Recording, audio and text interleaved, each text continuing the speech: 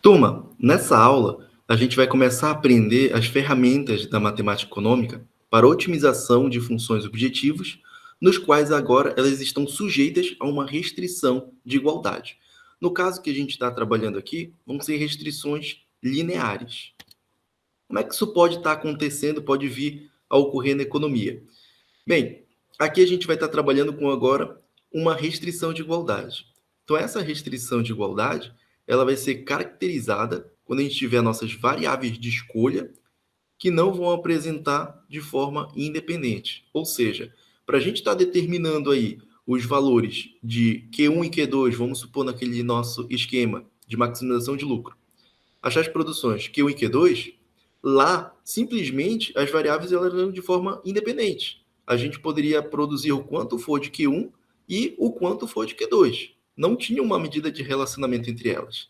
Só que, como a gente pode perceber aqui nesse nosso exemplo, a gente, se tiver uma empresa que ela vai aplicar e ela tiver uma cota nessa produção dos dois bens Q1 e Q2, essa cota vai ser determinada com Q1 mais Q2 igual a 950. Ou seja, se aqui a gente tiver uma empresa que só possa produzir 500 unidades do produto Q1 e Q2, isso aí gera uma restrição. E isso faz com que a gente tenha um relacionamento entre Q1 e Q2, limitado a 950 unidades. Isso significa dizer, automaticamente, se a gente tiver um Q1 igual a 500, essa produção de Q1 implica em dizer que Q2 pode estar produzindo 450 para poder bater essa nossa cota aqui. Então, os valores de Q1 vão afetar quanto eu vou produzir de Q2. Assim sucessivamente. Quanto eu produzo de Q2 vai afetar quanto eu produzo de Q1. E nas aulas passadas a gente não tinha esse tipo de restrição. Um outro tipo de situação que pode acontecer é a gente trabalhar agora na parte da teoria do consumidor. Então, seja uma função de utilidade simples, a gente já vai falar o que seria uma função de utilidade, dado que alguns possam não ter visto esse conteúdo. Então, a gente tem uma função de utilidade U, que vai ser igual a x1 vezes x2 mais 2 vezes x1, sendo que a gente vai ter uma restrição orçamentária igual a 4x1 mais 2x2 igual a 60. E o nosso problema aqui é tentar otimizar, encontrar um máximo para essa nossa função utilidade, sendo que a gente tem que respeitar a nossa restrição orçamentária. Vamos entender um pouquinho, então, rapidamente, o que seria uma função utilidade. Lá na disciplina de microeconomia, vocês vão ver isso de forma mais detalhada. Aqui eu vou explicar de uma forma mais superficial para dar continuidade. Então, vamos relacionar aqui dois bens para a gente poder entender a nossa função utilidade. Primeiro, a gente precisa saber e entender o conceito de uma curva de indiferença. Essa curva de diferença, ela é feita para cada indivíduo. Então, vamos estar relacionando aqui um produto, um x2, um produto x1. Vamos supor que a gente está falando aqui, não estamos supondo não, é só um consumidor, tá? E a gente está relacionando dois bens, tá certo? Quando a gente for adquirir e ter o interesse de montar a compra desses dois bens, quando a gente for no supermercado, tanto o x2 quanto o x1, a gente tem uma preferência de quantidade que a gente pode levar de x1 e de x2. E a gente vai estar montando a nossa cesta. Ou seja, quando a gente for no mercado adquirir esses dois produtos, quando a gente for, de fato, fazer a compra, a gente monta uma sacola. Mas só que aqui, na economia, na microeconomia, a gente vai estar chamando isso aqui de cesta.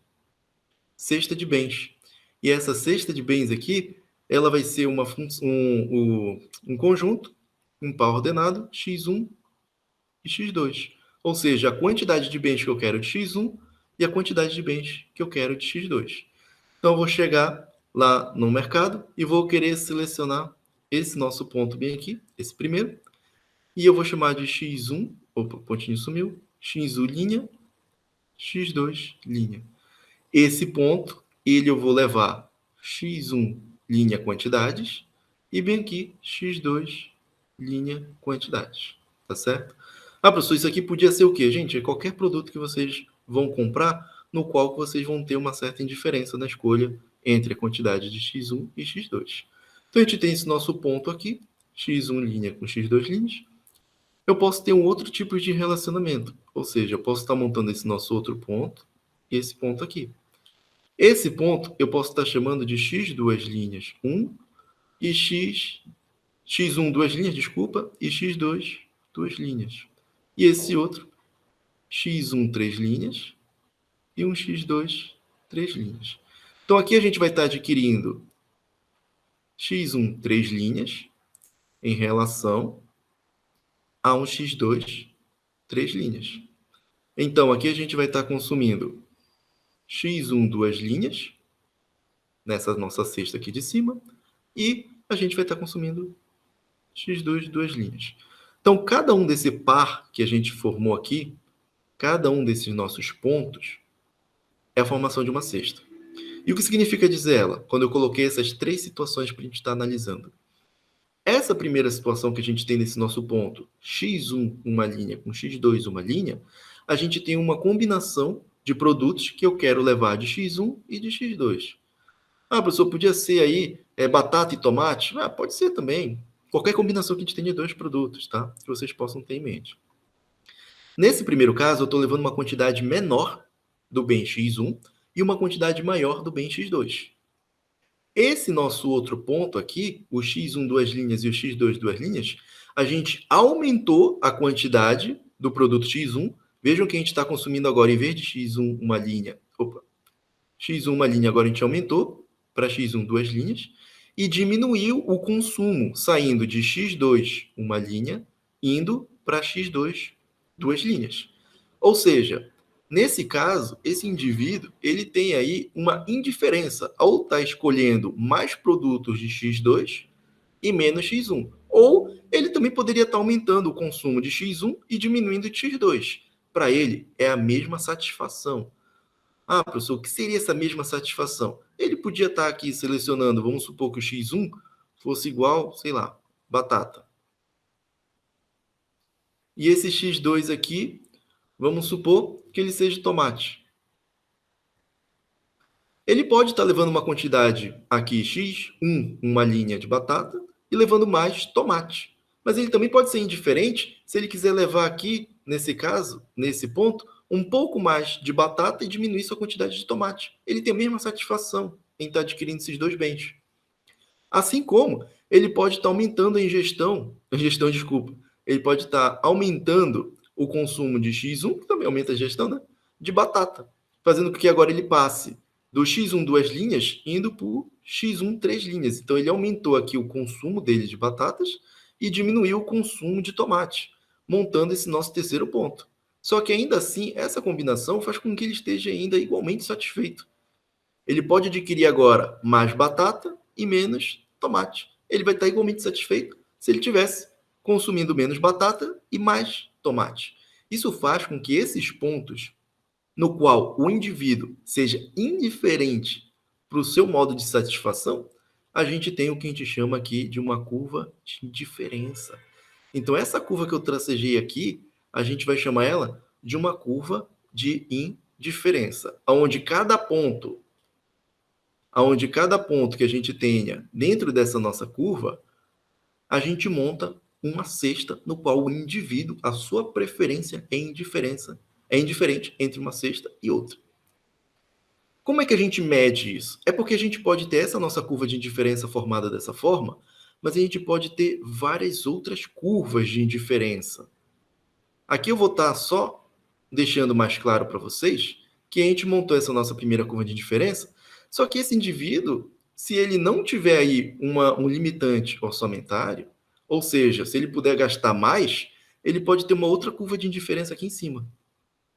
Ah, professor, mas ele pode aí ter o interesse de ter uma combinação de cestas com mais bens? Pode, então ele pode ter uma outra curva de diferença aqui em cima.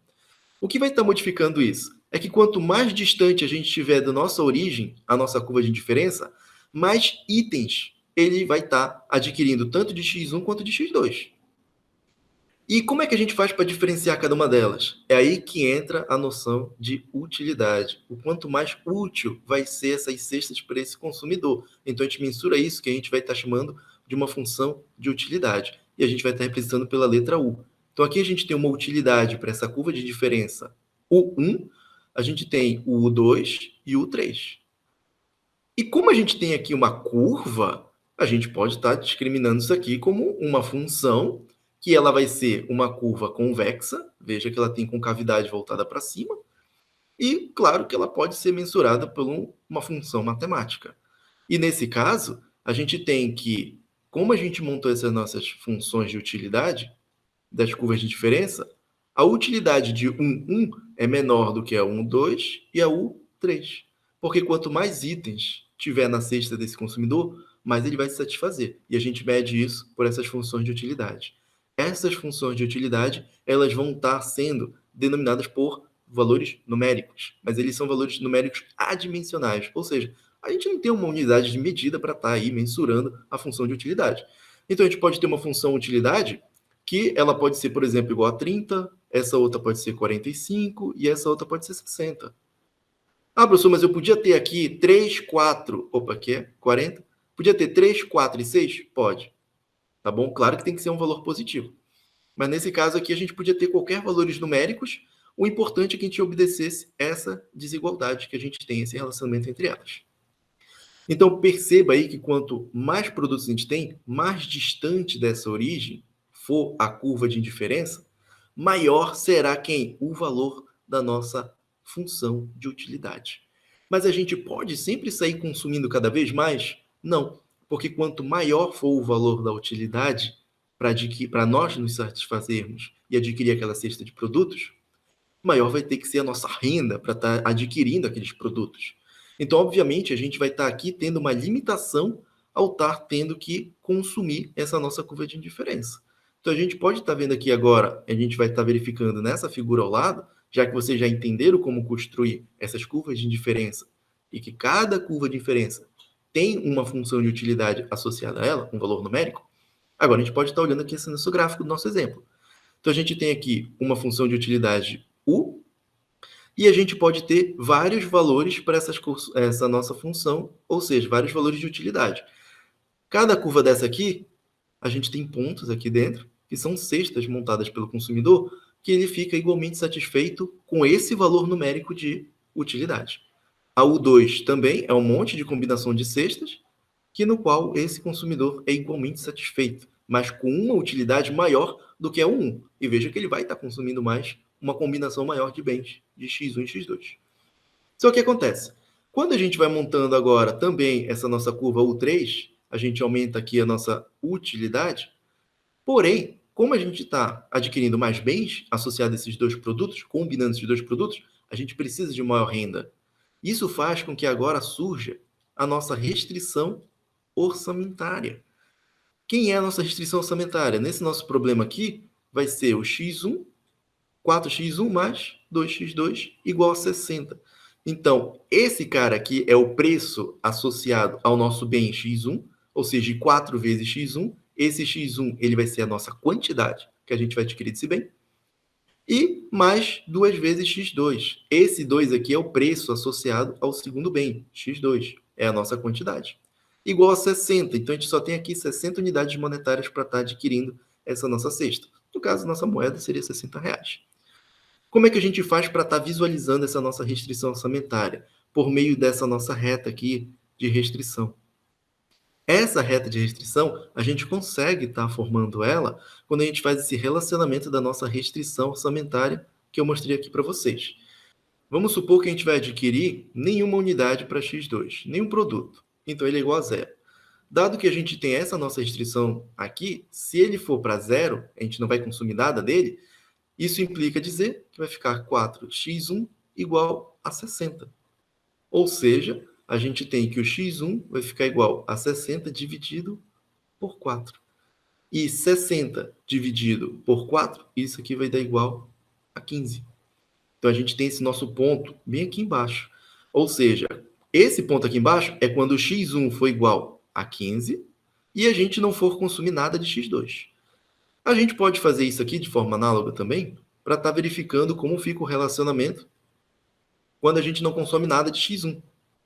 Quando a gente não consome nada de x1, agora o termo que vai para zero é o 4x1, então isso vai fazer com que sobre o nosso 2x2 igual a 60.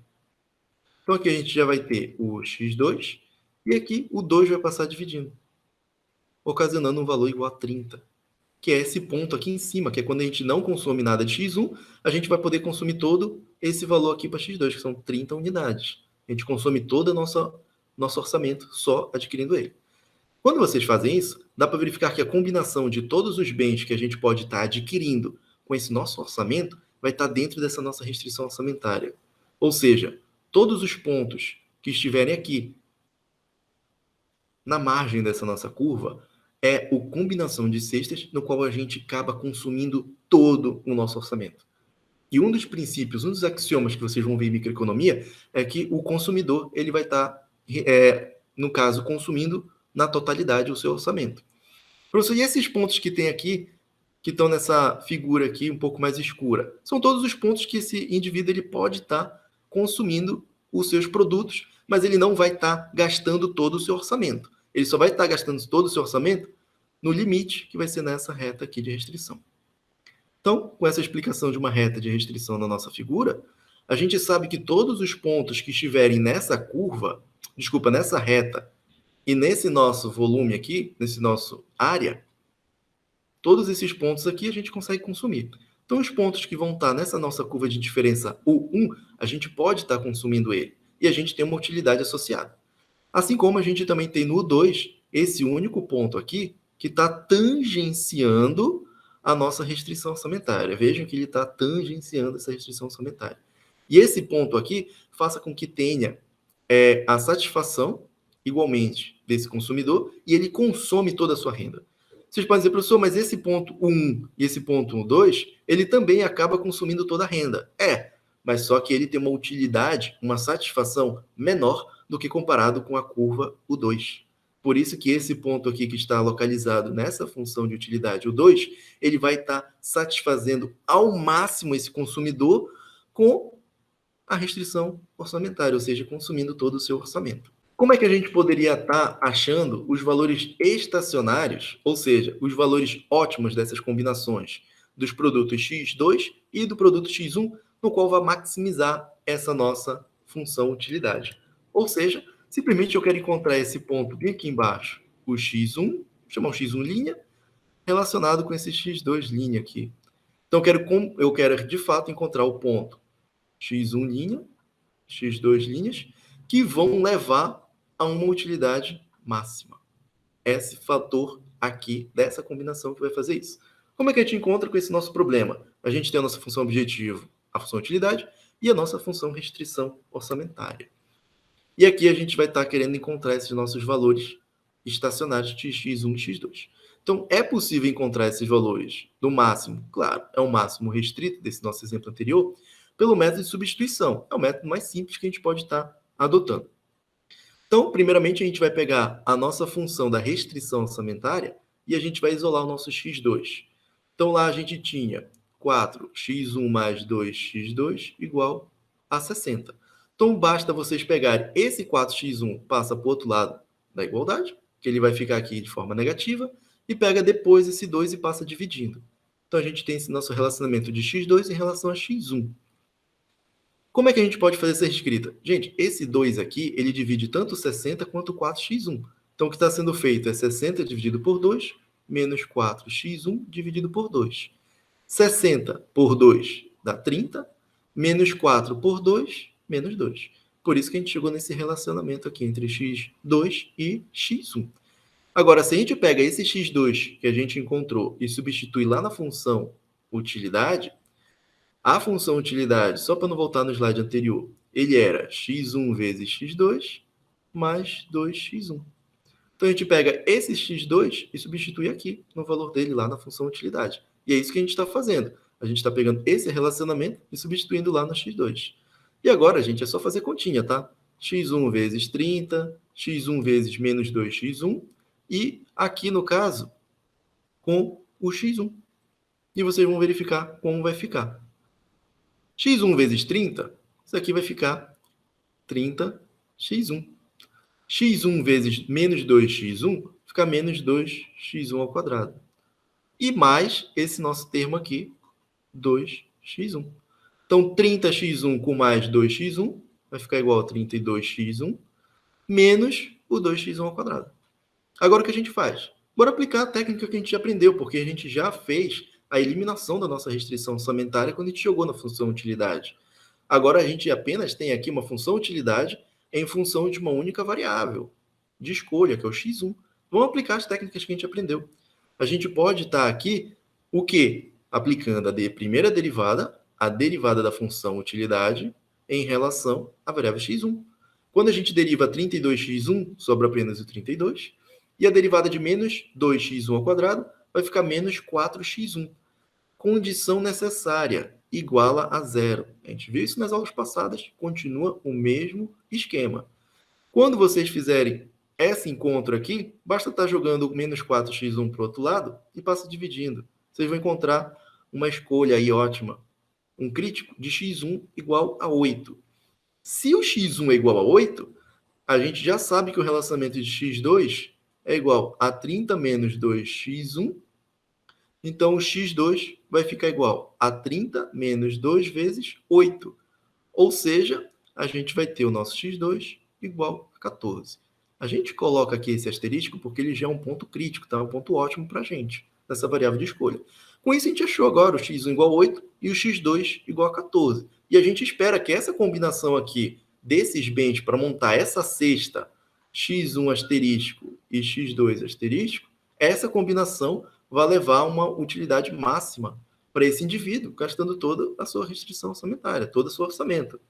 Como é que a gente faria agora para verificar se de fato está maximizando a função utilidade? A gente aplica a condição suficiente, que a gente já aprendeu nas últimas aulas. Então, aplicando aqui o teste da derivada segunda, a gente vai estar derivando aquela nossa primeira derivada, que a gente tem aqui, ó, 32 menos 4x1. Então, vou até colocar aqui, ó, a derivada de 1. A derivada de u em relação a x1 vai ficar igual a 32 menos 4x1. Se a gente for derivar novamente, a gente vai ter a segunda derivada parcial em relação à função utilidade em relação a x1, pela segunda vez. Então, a derivada de 32 vai para zero e a derivada de menos 4x1 vai dar igual a menos 4. Como esse valor é menor do que zero, que a gente já está colocando aqui no texto para vocês, se ele é menor que zero, a gente tem que ele vai ser o máximo para a função utilidade. Então, se a gente tem uma nossa função utilidade aqui, com aquela nossa restrição orçamentária, a gente vai encontrar o máximo dessa nossa função utilidade igual a 128. Claro, basta substituir os valores que a gente encontrou de x1 e de x2. Gente, bem aqui é um x2, tá bom? A gente pode estar encontrando o máximo de uma função utilidade com essa restrição orçamentária dessa forma pela substituição. Só que o que vai ocorrer? Ele vai se tornar um método muito trabalhoso, muito complexo e também, em muitos casos, inviável se a gente tiver muito mais variáveis de escolha. No caso, se a gente tiver que montar uma cesta, que aqui a gente só está trabalhando com 2 bens, se a gente fosse no mercado comprar 5, 10, 15 bens. E também, aqui eu coloquei uma única restrição, que foi uma restrição orçamentária. Mas se a gente tivesse mais restrições, esse tipo de cálculo se torna inviável para a gente estar determinando, para a gente estar encontrando isso. Isso faz com que a gente precise encontrar um método que seja muito mais fácil de estar aplicando matematicamente e encontrando esses nossos valores, essas combinações ótimas, dado uma restrição, para estar maximizando ou minimizando aí a nossa função objetivo.